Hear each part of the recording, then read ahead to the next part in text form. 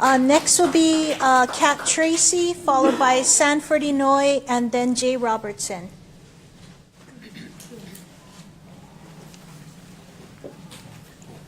Aloha, I'm Kat Tracy from Maui, Haiku Maui.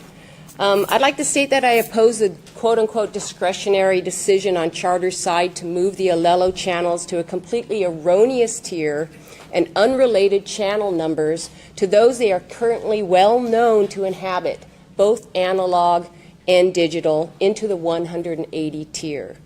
Alelo has operated their channels for some decades now, and you're pretty new here. And like all the community access channels in Hawaii, they have established their identities in their respective communities by those channel designations. It's unfair discretionary decision-making by Charter, given that they are not moving other local channels. Even with their reasoning to group so-called genres, how is community access not local television in the same way as Hawaii PBS or locally originated broadcast channels?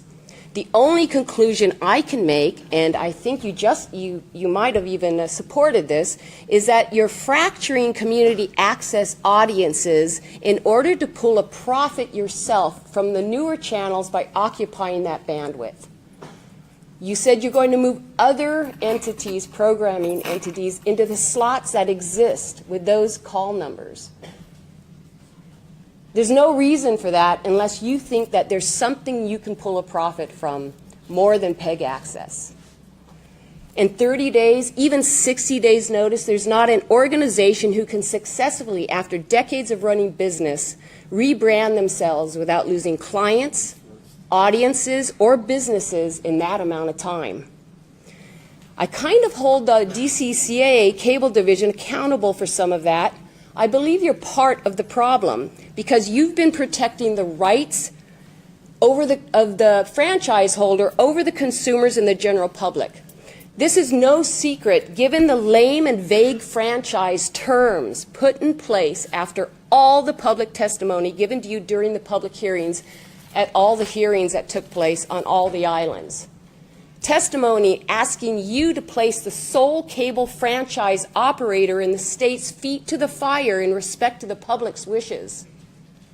Instead, either by ignorance or indifference, you have language that gives them much discretionary decision-making that should have been mandates. We wouldn't be here today if the language was clear from the outset. Out of the billions of dollars pulled out of the state of Hawaii from cable revenues, it's obvious that the state is in bed for tax monies generated into their coffers. Is it trickle down that makes the DCCA cable division impotent? So Charter claims that tech has changed. Duh. It changes all the time. Okay, so you can claim that consumers and subscribers will benefit from better HD signal quality and broadband speeds. Does that mean the access centers will now be moved over to HD finally?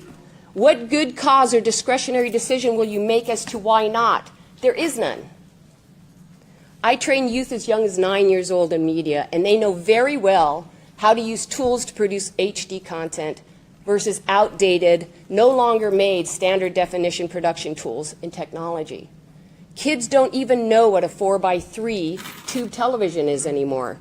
Over 90% of smartphone owners, kids included, have access to HD video capability on their devices. Virtually all content at the access centers is being delivered in HD. The only conclusion I can draw here from the non-HD crappy signal quality pass-through given to access centers is to make them obsolete and non-competitive. The message is that our community stories are second-rate, undeserving of current technological advances, technology that you know you have, that you could easily give to the access centers. Case in point, I produce a local television show. I overheard one of my underwriters tell a guest, it doesn't look so good once it airs, but once it gets posted to the internet, it looks better. To make them feel like, hey, you didn't waste your time being on the show, even because we know how shitty it looks. All of this is baloney. Your game, the intentions, it's selfish. Charter, you're a poor corporate citizen. You're offering nothing back to the peoples of Hawaii unless they're paying clients. Even those services that you purport to have for 200 megabits per second broadband, that's chump change. Though we know you will make more than that off the consumers of Hawaii and take it all off island.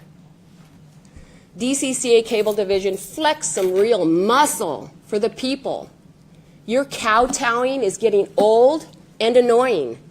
Stop the go-along, get-along mentality and recognize you need to meet this national corporation with shrewd acumen. Keep the aloha spirit for the Hawaii people. Thank you.